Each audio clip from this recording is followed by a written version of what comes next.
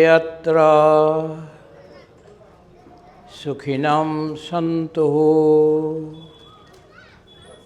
सर्वे सन्तु निरामयः सर्वे भद्राणि पश्यन्तु मा कश्चित् दुःखभाग् भवेत् मा कश्चित् दुःखभाग् भवेत्। এই সংসাৰত সকলোৱে সুখী হওক, সকলোৰে আৰোগ্য বৃদ্ধি হওক,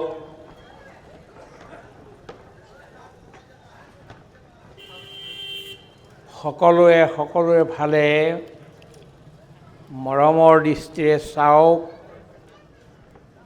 আৰু কোনো যেন কেতিয়াও দুখৰ ভাগী নহয়।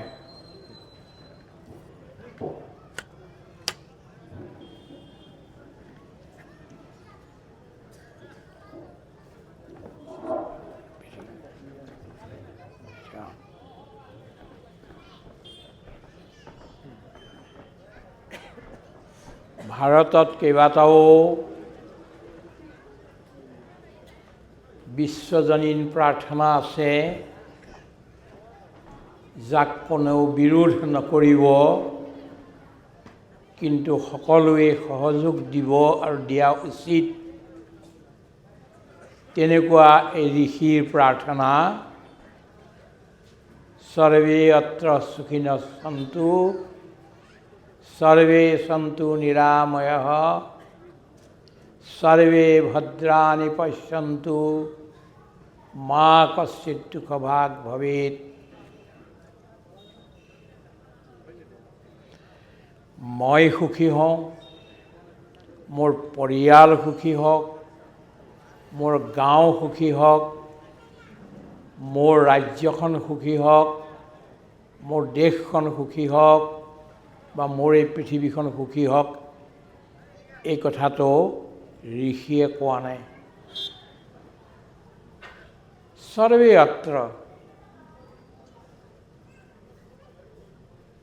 whatever is there, living and non-living under the sky,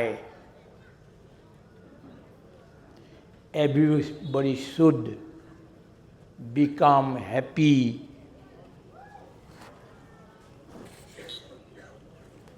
become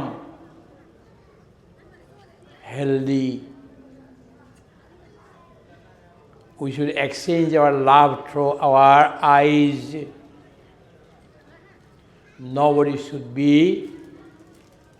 in distress, in sorrowful mood.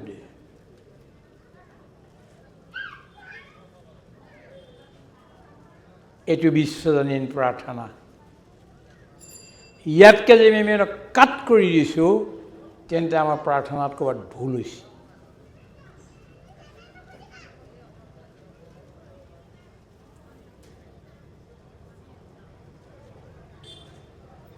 এই কথা কোৱাৰ আগতে মই আমাৰ শ্ৰদ্ধেয় সঞ্চালক মহোদয়ক সেৱা জনাইছোঁ, ধন্যবাদ জ্ঞাপন কৰিছোঁ।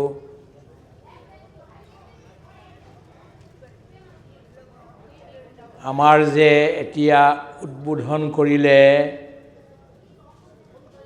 ডক্টৰ বৰা মহোদয়, very young and agile gentleman. He has a fascination in his smile and depth in his using of words.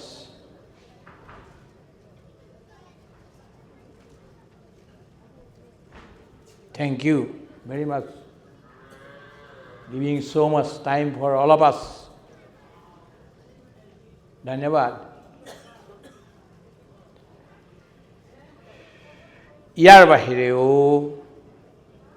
যিসকলক আজি সম্বৰ্ধনা জনালে, সকলো আমাৰ কেৱল এইখন বৰভগীয়া গাঁৱৰ নহয়, অসমৰ, সমস্ত অসমৰ গৌৰৱৰ বিষয়।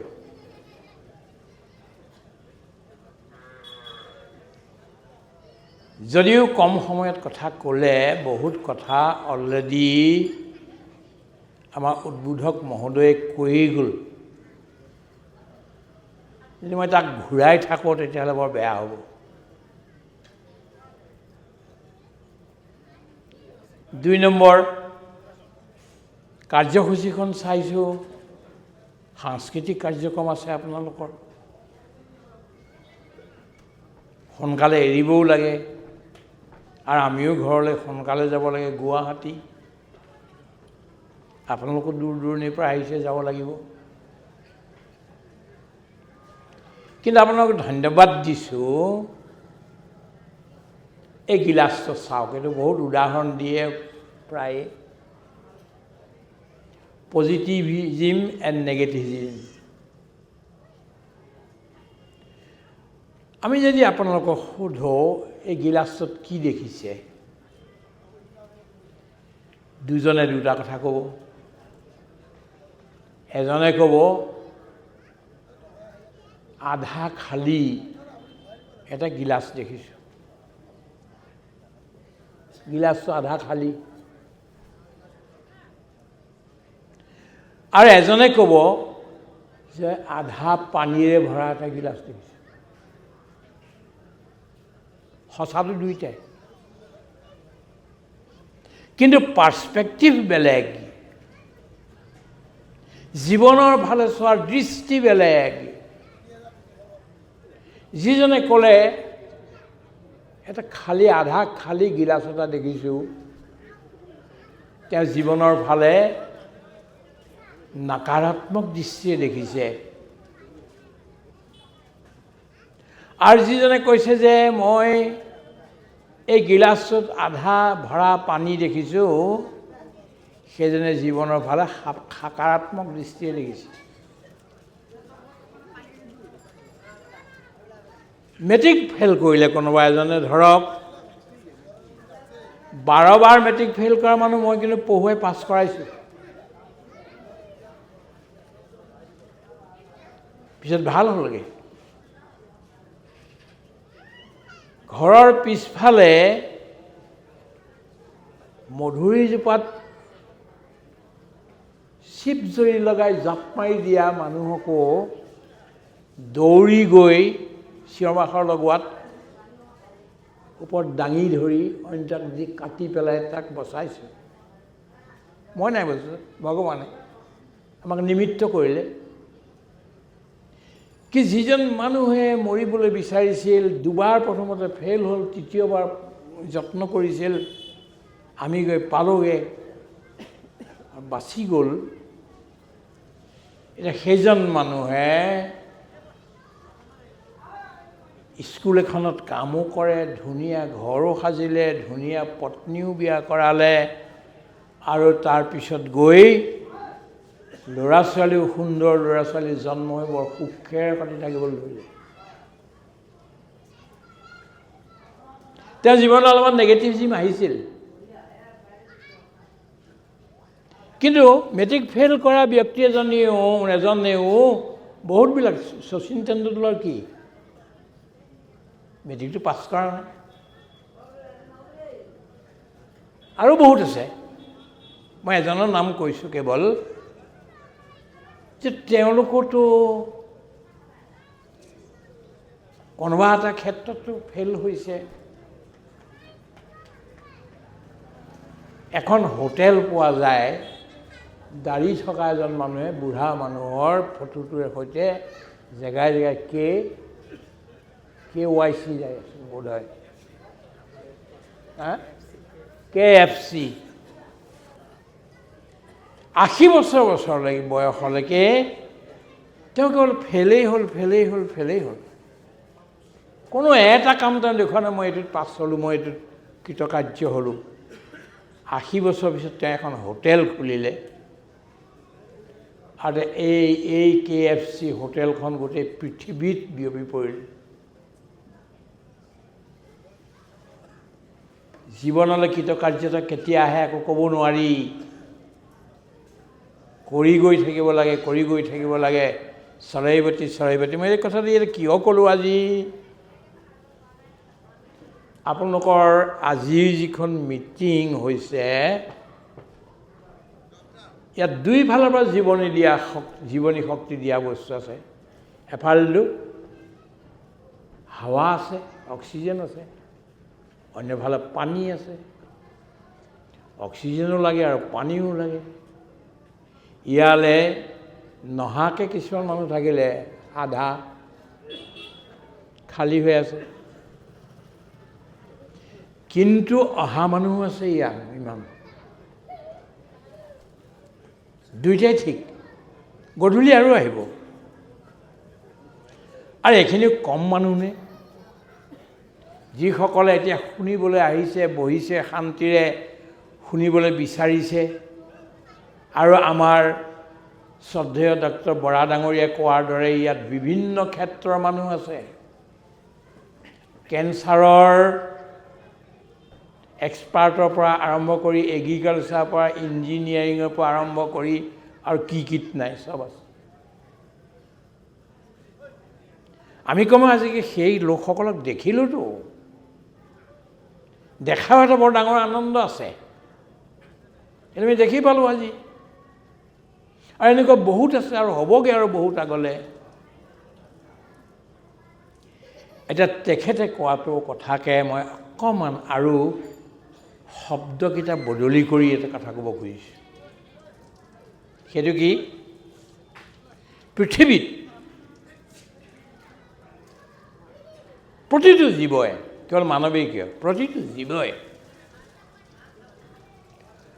দুটা বস্তুৰ চৰণৰ মাজেদি বাহিৰলৈ ওলাবলগীয়া হয়। এক হ'ল এগৰাকী মাতৃ। পুৰুষ বহুত থাকিলেও সন্তানটো পুৰুষে জন্ম দিব নোৱাৰে গৰ্ভত ৰাখি। এইটো কাম মাতৃ এগৰাকীয়ে কৰিব লাগিব। আৰু এটা সময়তে মাতৃ গৰ্ভৰ পৰা আমি ওলাই তেওঁৰ চৰণতে পৰিব লাগিব। One thing. দ্বিতীয়, এজন শিক্ষক। যিমানেই ডাঙৰ ব্যক্তি নহওক লাগিলে, এতিয়া ডাঙৰ হৈছে, কিন্তু সৰুতে প্ৰথম দিনাখনৰ পৰা কোনোবা এজন শিক্ষকৰ তলেদিয়ে গৈছিল।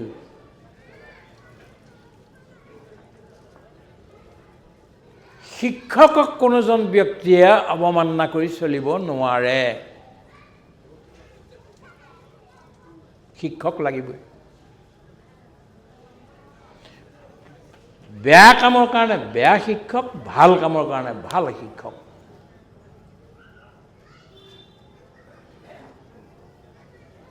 আমি এসময়ত জেলত আছিলোঁ, বহুবাৰ জেল গৈছোঁ, কিন্তু হিচাপ নাই। কিন্তু দিল্লী তিহাৰ জেলত আমি দুইজন 10.5 মাহ থাকিলোঁ। আমাৰ সেৱা কৰিবলৈ অহা মানুহবিলাক চব ক্ৰিমিনেল, কয়দী।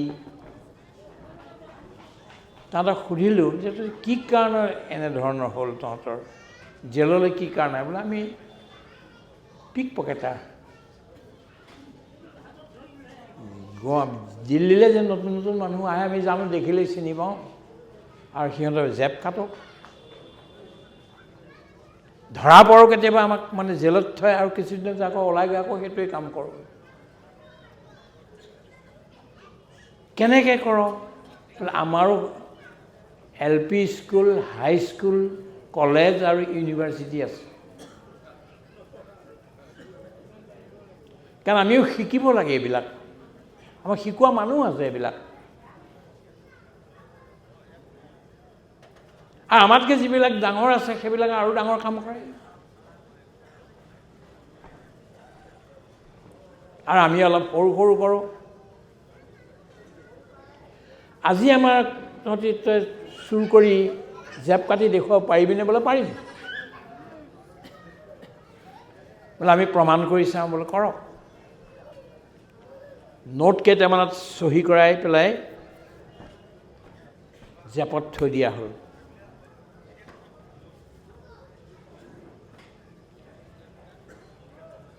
যে কোনজন মানুহৰ জেপত থৈছে সিহঁতে কোৱা নাই, কিন্তু যিজন মানুহৰ জেপত থোৱা আছিল সেইজন কিন্তু বৰ স্মাৰ্ট মানুহ আছিল, তেওঁ এনেকৈয়ে থাকে। গধূলি হাঁহি হাঁহি হাঁহি কৈছেহি যে এটা কাম কৰকচোন, আপোনালোকৰ নোটকেইটা আছেনে নাই চাওকচোন। কেলৈ নহ'ব, আমিতো বৰ ধৰি আছোঁ, ঠিক নহয়, চাওকচোন। চাইছে, নোট নাই। দেখিছে চহী কৰা নোটকেইটা তেওঁৰ হাতত আছে।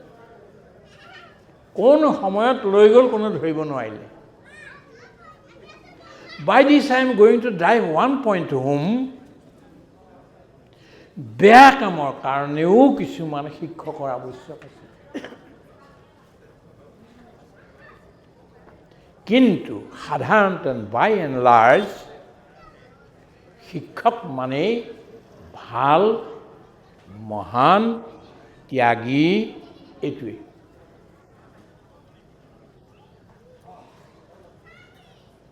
এজন মানুহ হৈ গ'ল জাৰ্মান দেশত, নাম হ'ল নিটছে, ফ্ৰেডাৰিক নিটছে। বৰ ডাঙৰ ফিলচফাৰ, ধুনীয়া কথা কয়, মানুহক কথাৰে ভুলাই পেলাব পাৰে, এনেকুৱা এজন মানুহ। তেওঁৰ ওচৰলৈ বহুত আহে। তেওঁ বৰ সাংঘাতিক কথা এটা কৈ দিলে। কথাটো কি? Now the God is dead, therefore everything is permitted. এটা ঈশ্বৰ নাই আৰু, সেইকাৰণে এতিয়া যিকোনো কাম যাৰ যি ইচ্ছা তাকে কৰিব পাৰে। ঈশ্বৰলৈ ভয় কৰিহে নকৰাকৈ আছিলোঁ। ঈশ্বৰে যেতিয়া নাই, এজন নিয়ন্তাই যেতিয়া নাই, আমি যিকোনো কাম কৰিব পাৰোঁ। সেইকাৰণে তাৰ এজন ছাত্ৰই ধৰি ল'লে যে আমাৰ গুৰুদেৱে এইটো কথা কৈছে, যিকোনো কাম কৰিব পাৰি। মই কি বিচাৰোঁ? What I want to do, what I want to achieve, মই এইটো বিচাৰোঁ, পৃথিৱীৰ সকলো ভাল বস্তু মোলৈ আহিব লাগে, চব ভোগ্য পদাৰ্থ মইহে পাব লাগে,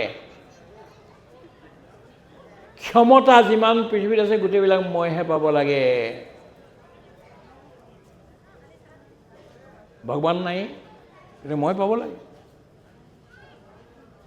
আৰু তেওঁ আৰম্ভ কৰিলে এখন যুদ্ধ, যিখনৰ নাম দ্বিতীয় মহাযুদ্ধ বুলি কয়, ছেকেণ্ড ৱৰ্ল্ড ৱাৰ। তাৰ কাৰণে তেওঁ তৈয়াৰী কৰিলে। যিজন মানুহে আৰম্ভ কৰিলে তেওঁৰ নাম হ'ল হিটলাৰ।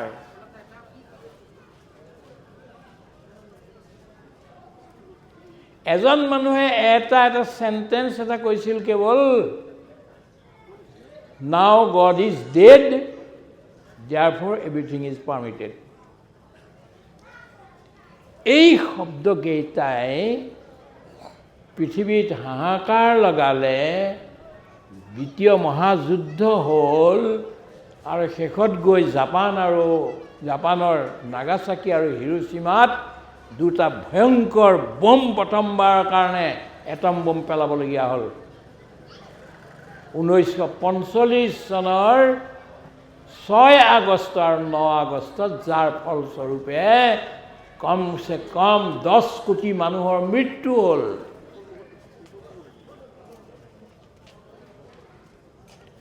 কেঞ্চাৰৰ কথা কোৱা হ'ল আজি, যে কেঞ্চাৰৰ আমাৰ বি বৰুৱা ইনষ্টিটিউট বৰ ভাল কাম কৰিছে তেখেতসকলে, মহান কাম।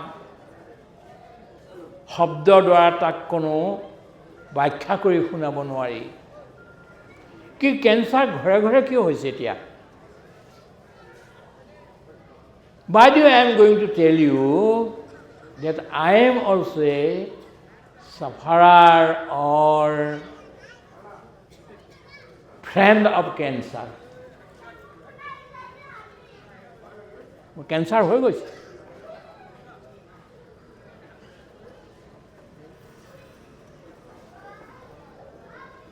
হাৰ্টৰ প্ৰব্লেম আছেই, এইবোৰ নাছিল, গমেই পোৱা নাছিলোঁ। এই অঞ্চলত মই এবছৰ থাকিলোঁ।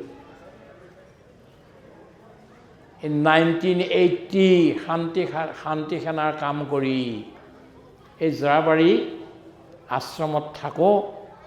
তাতে এজনী বীণা বোলা ছোৱালী আছিল আৰু এজনী ৰেশমাই বাইদেউ। মই তেওঁৰ ওপৰত কবিতা লিখিছোঁ। জৰাবাৰী আশ্ৰমৰ বাটে ঘাটে সকলোৱে ৰেশমাই বুলি মাতে। মই থাকোঁ ইয়াতো, মই থাকোঁ তাতো, অলিয়া বলিয়াকৈ ঘৰে ঘৰে ফুৰোঁ মই।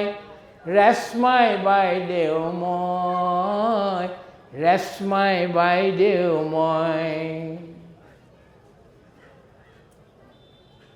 অলপ দিন আগতে তেখেতৰ মৃত্যু হৈছে গুৱাহাটীত। ত্যাগী এগৰাকী মহিলা। জৰাবাৰী আশ্ৰমতো খাবলৈ একো উপায় নাই।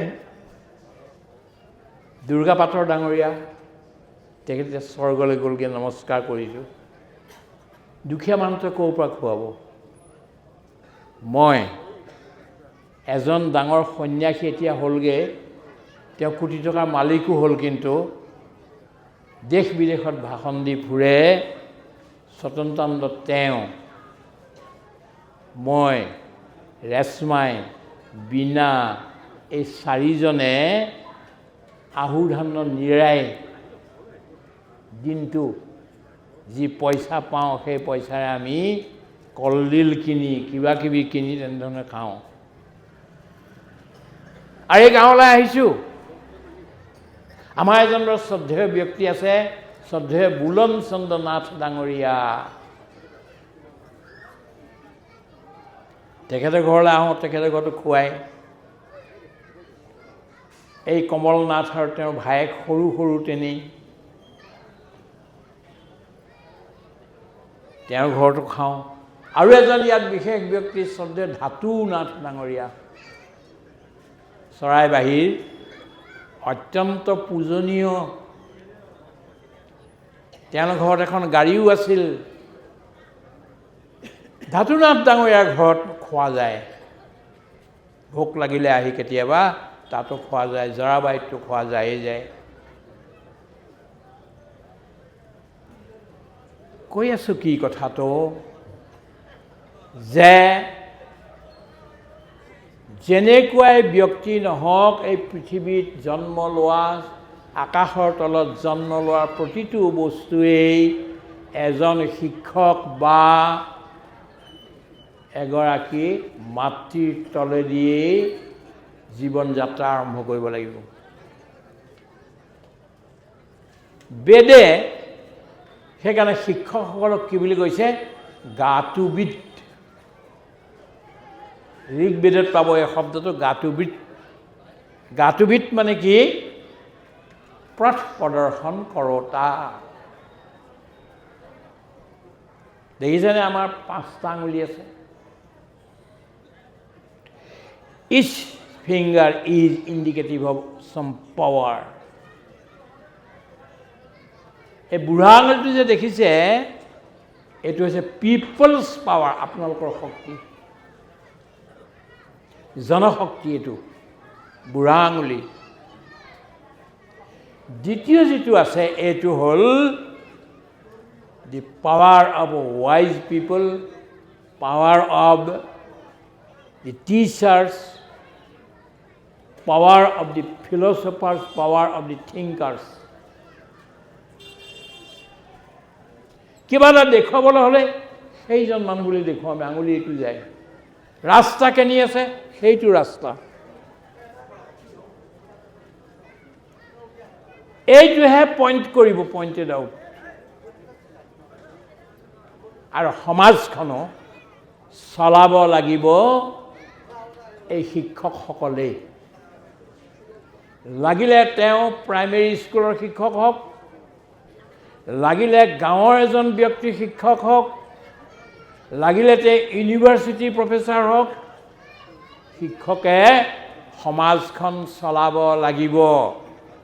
কাৰ নিচিনাকৈ নহয়? ফ্ৰেডাৰিক নিশ্চেৰ নিচিনাকৈ নহয়।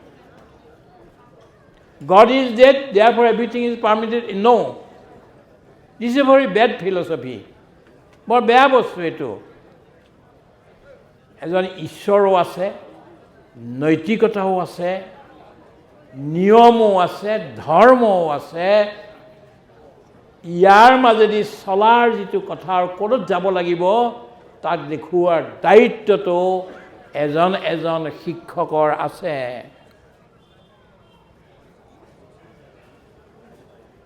এই ডক্টৰেট যে হ'ল এইকেইজন একেজন শিক্ষক। যি বিভাগতে চাকৰি নকৰক লাগিলে তথাপিও তেখেতলোক এজন এজন শিক্ষক। আমাৰ আদৰণীয়, পূজনীয়, বন্দনীয়, মননীয় এনেকুৱা এই পুৰুষ এইসকল।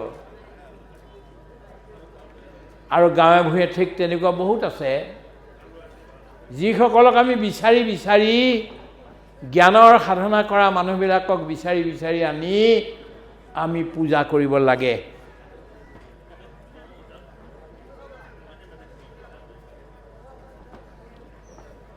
জগতত আটাইতকৈ পবিত্ৰ বস্তু কি? কোনটো আটাইতকৈ পবিত্ৰ বস্তু জগতত? সেইটো হ'ল জ্ঞান। শ্ৰীকৃষ্ণই অৰ্জুনক কৈছে গীতাৰ ৪ৰ্থ অধ্যায়ত, নহি জ্ঞানেন সদৃশম পবিত্ৰম ইহ বিদ্যতে। জ্ঞানৰ সমান পবিত্ৰ বস্তু এই জগতত একো নাই। জ্ঞানেহে অত্যন্ত পবিত্ৰ আৰু জ্ঞানেহে শক্তি। Knowledge is a power, lord বেকনে কৈছে। শক্তি যদি আপোনাৰ আহিবলৈ বিচাৰিছে, আপুনি শক্তিশালী হ'ব পাৰে বিচাৰিছে, এই বাহুবলেৰে নহ'ব। বাহুবল এদিন ক্ষীণাই যাব, ক্ষীণ হৈ যাব। পইচাৰ জোৰতো নহ'ব। আপোনাৰ যি পইচা আছে গুচি যাব, এতিয়া কি হ'ল? এই যে ছান ফ্ৰান্সিস্কো আৰু লছ এঞ্জেলছত এতিয়া যে চলি আছে, পৃথিৱীৰ আটাইতকৈ ধনী মানুহখিনিয়ে আটাইতকৈ ধনী ধনী বিল্ডিং বনাই তাত আছিলে, কিন্তু 7 দিনৰ ভিতৰতে চব ভস্মভূত হৈ গ'ল। কেলিফৰ্ণিয়া আপোনালোকে পায়ে আছে এতিয়া। আৰু এতিয়া আজি পোৱা হ'ল বাতৰি কাগজত যে এংগাৰৰ মানে অংগঠাৰ জুই মানে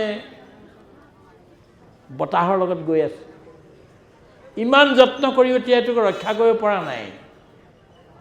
কোৱাৰ তাৎপৰ্য এইটো যে সাংসাৰিক বস্তু, সাংসাৰিক সম্পত্তি, সাংসাৰিক প্ৰতিপত্তি, বাহুবল, ধনবল, জনবল এইবিলাক নাথাকিব, কিন্তু জ্ঞান সদায় থাকিব।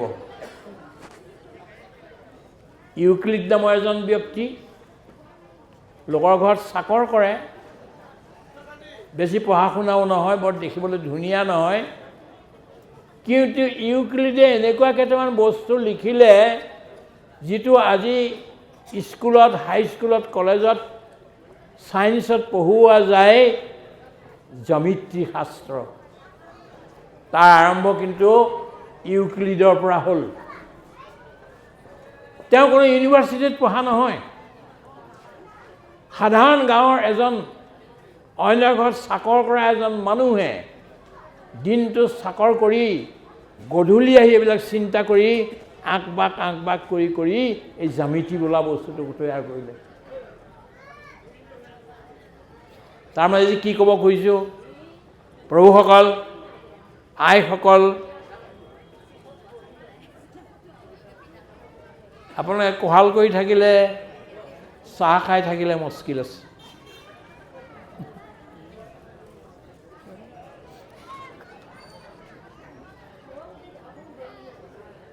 সেই মানুহজনে এই কামটো কৰিলে। আৰু এটাতকৈ ডাঙৰ কথা কি গম পায়নে? আমি ল'ৰা ছোৱালীবিলাকক পিয়াৰ ছাপ্ৰেশ্যন, পিয়াৰ প্ৰেছাৰ বুলি কয়। ঘৰৰ মানুহে, মাক বাপেকে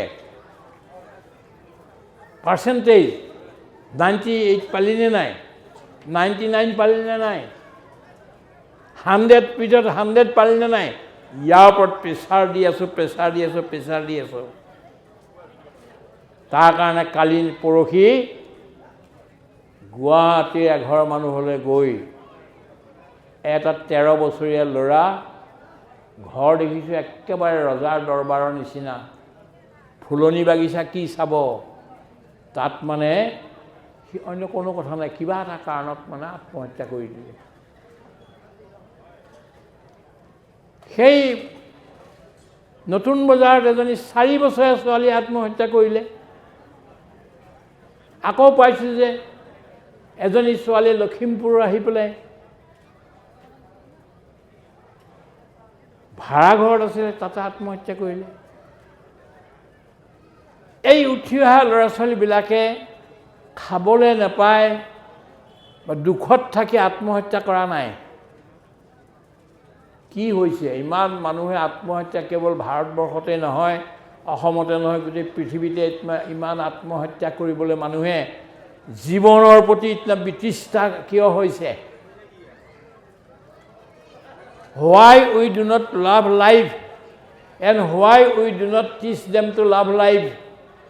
জীৱনক ভাল পাবলৈ আমি কেলে শিকাব পৰা নাই? জীৱন যে এক অমূল্য বস্তু, এইটো কেলে শিকাব পৰা নাই? পশ্চিম আৰু আমাৰ মাজত পাৰ্থক্য আছে। পশ্চিমীয়া দৰ্শন আৰু আমাৰ মাজত পাৰ্থক্য আছে। শেক্সপিয়াৰে বৰ সাংঘাতিক এটা ক'লে। কি ক'লে? Life is a tale told by an idiot, full of sound and furies, signifying nothing.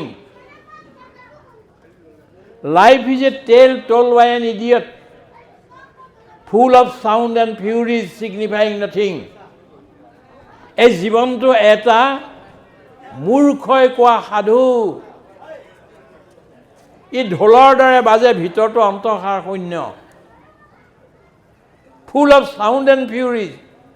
ঢোলটো বজালে খুব শব্দটো হয়, কিন্তু ছিগনিফাই একো নকৰে। It does not signify anything. সেইকাৰণে পশ্চিমৰ মানুহবিলাকে যিমানবিলাক ভাল সাহিত্য লিখিলে নহয়, যিবিলাক আপোনাৰ নাটক বুলি কওক, শেক্সপিয়াৰৰ নাটক, বা যিবিলাক উপন্যাস বুলি কওক, সেইবিলাক বিয়োগান্ত, শেষত গৈ মৰেগৈ গোটেই সোপা।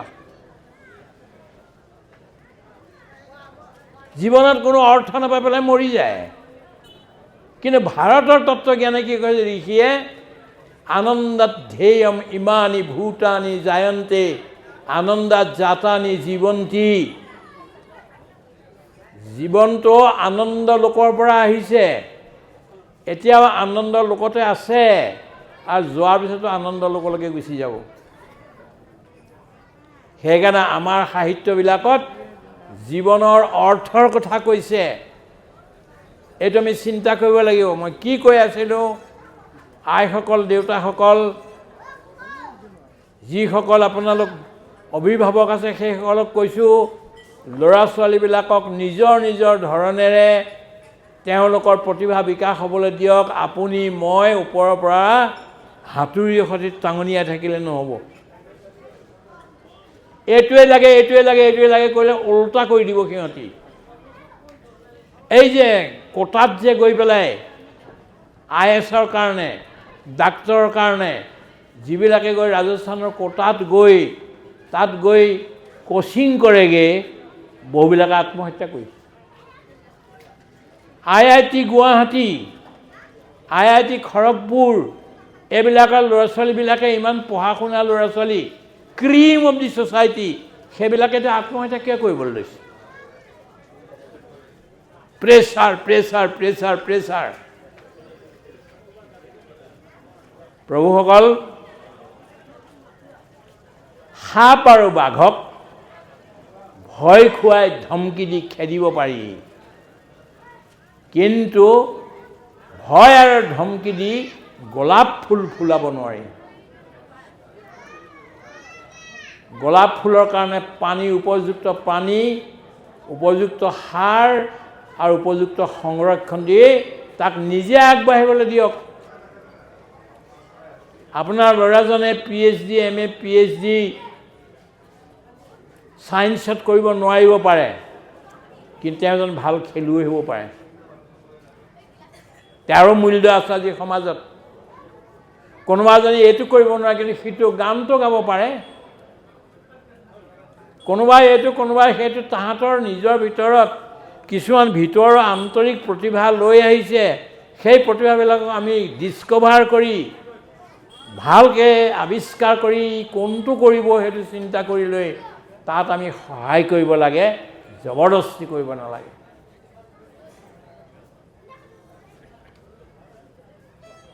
আমো এট quod vis, এইটো লেটিন বাক্য। আমো এট quod vis, আপুনি প্ৰথমতে যাৰ লগত কথা পাতিব খুজিছে তাক ভাল পাবলৈ শিকক। প্ৰথমতে প্ৰেমটো যাবলৈ দিয়ক, মৰমটো যাবলৈ দিয়ক, তাৰপিছত শব্দ যাবলৈ দিব। এগৰাকী ভাল মাকে সন্তানক যদি তাৰণো কৰিব লগা হয়, মাৰিবলগীয়া হয়, তেন্তে য'তে ত'তে নেমাৰে, কিন্তু য'ত মঙহ বেছি আছে, য'ত মাৰিলে সি ইমান কষ্ট নাপায়, তেনেকুৱা জেগাত চাইহে মাৰে তাৰ ভালৰ কাৰণে, আৰু পিছত গৈ অকলে অকলে মাকে কান্দি থাকেগৈ। এতিয়া আটাইতকৈ ডাঙৰ কথা হৈছে, আমি বৰ গভীৰতা চাবলৈ যদি যাওঁ আৰু বৰ নিষ্ঠুৰতাৰ সৈতে মই এই কথা ক'বলগীয়া হৈছে, আমি ল'ৰা ছোৱালীবিলাক আচলতে ভাল নাপাওঁ। দেখা যায়, দেখুওৱা যায়, আমি এইটো কৰিছোঁ সেইটো কৰিছোঁ, কেলৈ মোৰ ল'ৰাই এইটো কৰিলে, মোৰ ল'ৰাই সেইটো হ'ল বুলি সমাজত প্ৰতিষ্ঠা লাভ কৰিবৰ কাৰণেহে আমি ল'ৰা ছোৱালীক কৰোঁ। তাৰ অৰ্থেতো মই এক্সক্লুচিভ নাই কোৱা কথাটো। বহুত ভাল মাক বাপেক আছে যিবিলাকে ল'ৰা ছোৱালীক ভাল পায়, মৰমো কৰে, হিতৰ কথাও কয় আৰু আগবঢ়াই নিয়াৰ চেষ্টাও কৰে। আপুনি ক্লাবলৈ যাব, আপুনি থিয়েটাৰত ঘূৰিবগৈ, ল'ৰাক ভিতৰত সোমোৱাই বাহিৰৰ পৰা তলা মাৰি দিব, এইটোতো নহ'ব নহয়। আপুনি চিনেমা চায়ে থাকিব, টিভিত তামুকত তামুকত, ল'ৰাক পঢ় কৰিব, সি কেনেকৈ পঢ়িব? গতিকে এই গোটেই বস্তুটো চিন্তা কৰিবলগীয়া হ'ল। আৰু এটা মই আমাৰ গোটেই শিক্ষকসকলৰ কাৰণে ক'ব খুজিছোঁ যে, সেই শিক্ষকসকল, আপোনালোকক সমাজৰ পথপ্ৰদৰ্শক বুলি প্ৰথমতেই ক'লোঁ, কিন্তু এটা আপোনালোকক ৱাৰ্ণিঙো দিব খুজিছোঁ। ৱাৰ্ণিং মই নাই দিয়া, মানৱ বিবেকা দিছে এইটো। ভাৰ্নিকুলাৰ স্কুলবিলাক, বিশেষকৈ আমাৰ যিবিলাক চৰকাৰী স্কুল, য'ত আমাৰ মাতৃভাষা পঢ়ুওৱা যায়, তাৰ বহুত শিক্ষক, মই সকলো শিক্ষক নাই বোলা, I am very cautious about it, বহুত শিক্ষকে কেৱল চাকৰি কৰিবৰ কাৰণে যায়। 10 মিনিট কম পিছত গৈ যদি ওলাব পাৰে ভাল, আৰু আধা ঘণ্টাৰ আগতে যদি গুচি যাব পাৰে সেইটোও ভাল। শিক্ষা যে এটা, আমাৰ আগৰ শিক্ষকসকলে এটা মিছন বুলি ভাবি লৈছিলে, শংকৰদেৱক শিকোৱা সেই যিজন গুৰু আছিল, সেইজনতে মিছন বুলি লৈছিলে, কাৰণে শংকৰদেৱৰ নিচিনা মানুহ জন্ম হ'ল। এজন ব্যক্তি সেইখিনি সময়ত, আমাৰ দিনত মেঘালয় আৰু অসম তেতিয়া একে আছিল, তাৰ তেওঁ ইনস্পেক্টৰ অফ স্কুলছ আছিল, DPI আছিল। তেওঁক সুধিলোঁ যে, ছাৰ আপুনি, আপোনাৰ তলেদি কিমান শিশু গ'ল, ছাত্ৰ গ'ল? বোলে কমেও 40,000 মান গ'ল। 40,000 ভিতৰত আপুনি 40জন আচল মানুহ তৈয়াৰ কৰিব পাৰিলেনে? আচল মানুহ? বোলে নোৱাৰিলোঁ। তেতিয়াহ'লে আপোনাৰ কি হ'ল? চাকৰিটো কৰিলে, পইচাও পালে, ৰিটায়াৰ হ'ল, ৰিটায়াৰ পিছতো পইচা পাব, কিন্তু আপোনাৰ যিটো মিছন আছিলে, সেই মিছনটো পূৰা হ'লনে? কৰিব পাৰিলেনে আপুনি? বোলে নোৱাৰিলোঁ, সেইফালৰ পৰা আপুনি বোলে মই ফেইলাৰ। শিক্ষকসকলে আন নোৱাৰিলেও কমেও 10জনমান মানুহ বনাওক গোটেই জীৱনটোত, বেছি নহয়। আমি ৰাইজৰ ফালৰ পৰা আপোনালোকৰ ওচৰত প্ৰাৰ্থনাও কৰিছোঁ আৰু ডিমাণ্ডো কৰিছোঁ যে true change of the term, সঁচা অৰ্থত আপুনি 10জন মানৱ বনাই দিয়ক। এজন বৰ ডাঙৰ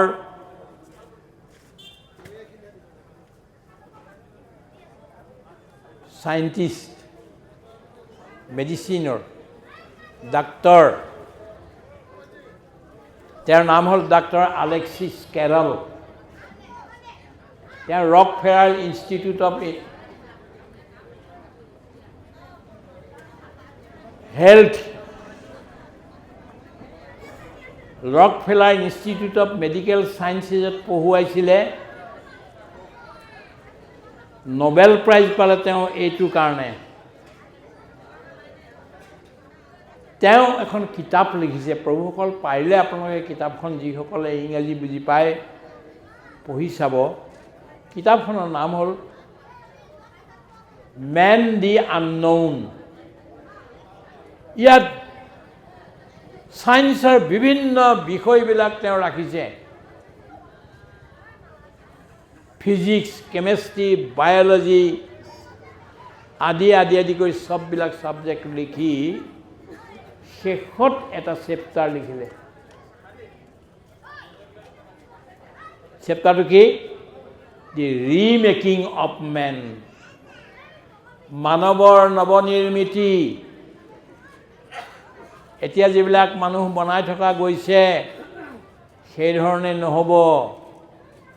যিবিলাক মানুহে মানৱক ধ্বংস কৰিবৰ কাৰণে অস্ত্ৰ শস্ত্ৰ নিৰ্মাণ কৰে, যিবিলাকে দেশৰ পিছত দেশ ধ্বংস কৰিবৰ কাৰণে মিছাইলছ পঠিয়ায়, সেইবিলাক মানৱ নহয় আচলতে। মানৱক ভাল পোৱা, পৃথিৱীখনক ভাল পোৱা, প্ৰকৃতিক ভাল পোৱা, প্ৰকৃতিক সংৰক্ষণ কৰা, সমাজখনক সংৰক্ষণ কৰা, জীৱ জন্তুবিলাকক সংৰক্ষণ কৰা, মানৱক সংৰক্ষণ কৰা, এনেকুৱা হৃদয়বান বিজ্ঞানী আমাক লাগে,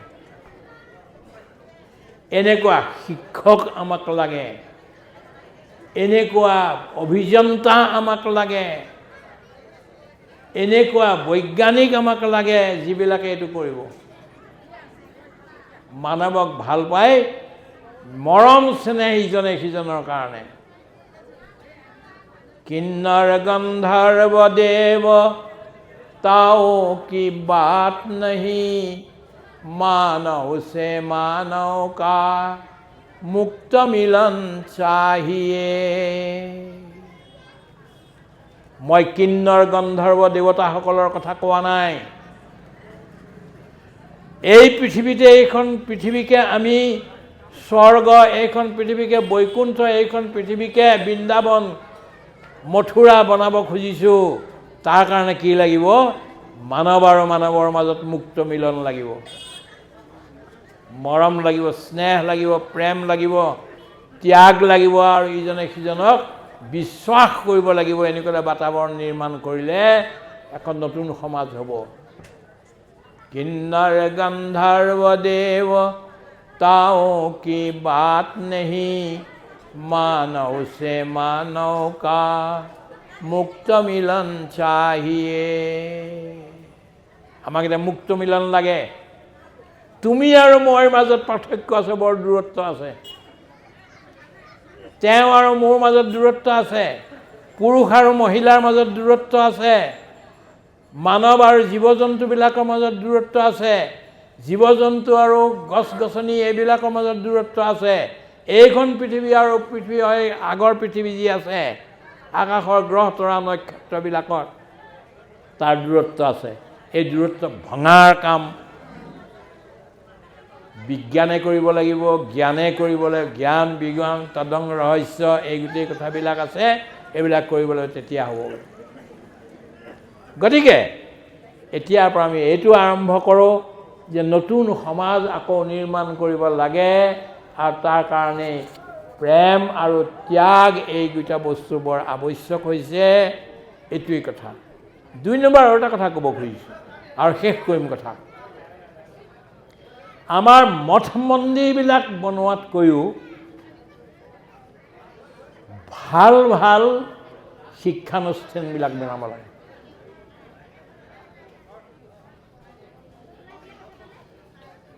আমাৰ লেবৰেটৰী যিবিলাক বনিছে এতিয়া সাধনাৰ কাৰণে, গৱেষণাৰ কাৰণে, সেইবিলাক আমাৰ কাৰণে কিন্তু মণিকূট,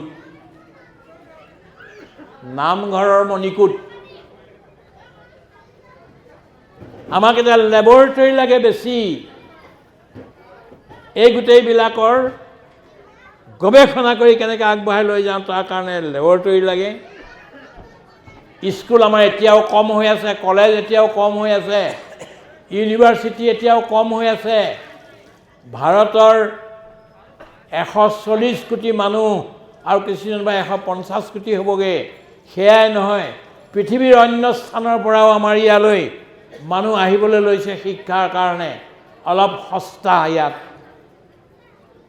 আৰু এই বৰভাগ কলেজত যে বাহিৰৰ পৰা, দেশ বিদেশৰ পৰা মানুহ নাহিব এটা সময়ত, সেইটো কথা নাই, আহিব ইয়ালৈ।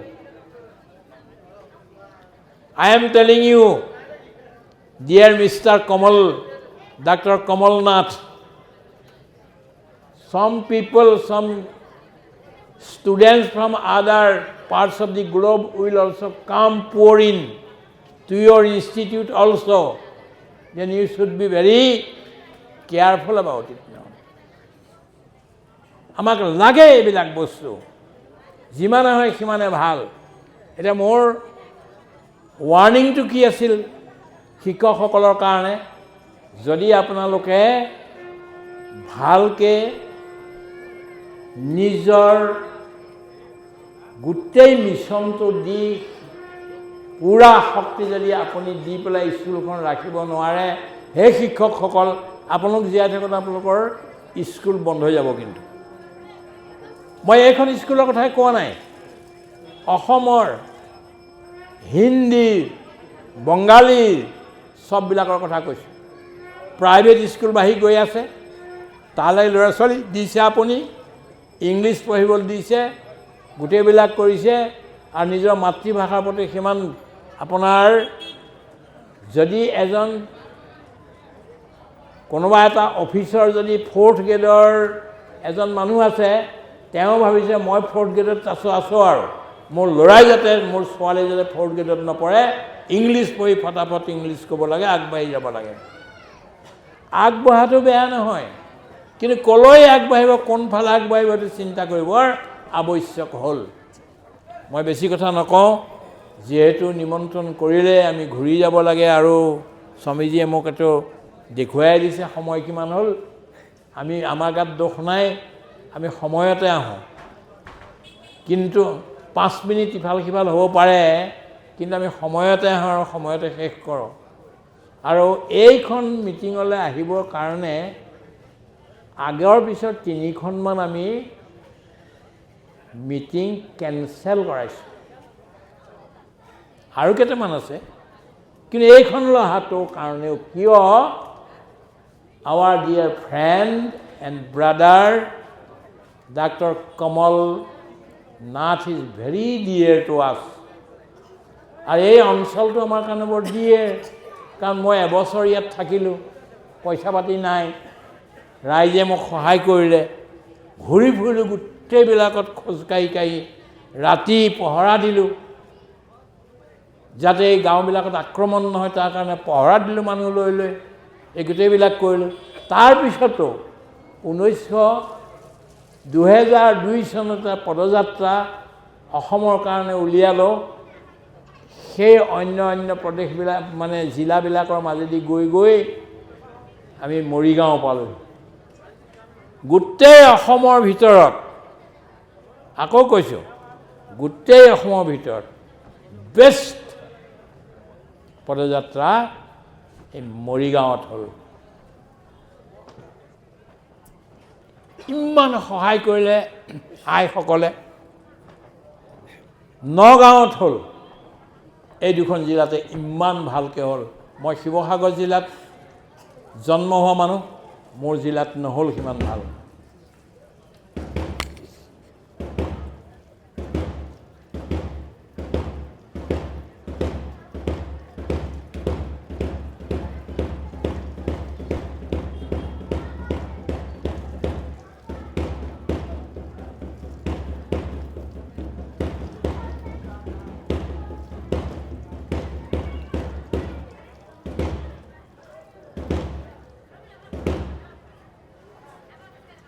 গতিকে মনত আছে গোটেই কথাবিলাক। আইসকল কেনেকৈ আমাৰ লগত 200-300 মহিলা ঘূৰি লগত গৈ পদযাত্ৰা কৰি সিটো গাঁৱত দি আহে, আকৌ সিফালৰ পৰা এনেকৈ গৈ থাকে। বৰ মৰমীয়াল মানুহ ইয়াৰ মানুহবিলাক, আৰু ইমান দিন খুৱাই মেলি ৰাখিলে ইয়াক। আজি আকৌ মনত পৰিছে, এতিয়া ধন্যবাদ আপোনালোকক।